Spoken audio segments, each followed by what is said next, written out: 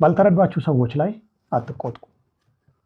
ምክንያቱም የማይረዷችሁ ሰዎች ብዙ ምክንያት ይኖራቸዋል። እንዳይረዷችሁ የሚያደርጉ ሺህ የሆኑ ምክንያቶች፣ እጅግ በጣም ብዙ ሸክሞች ይኖሯቸዋል።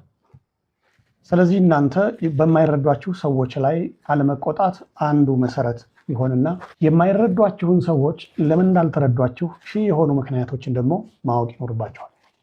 ብዙ ሰዎች ቤተሰባቸውን ለመርዳት፣ ወገናቸውን ለመርዳት፣ ትውልዱን ለማቅናት ብዙ የሚለፉ ሰዎች አሉ፣ ከልባቸው የእውነት ማለት ነው።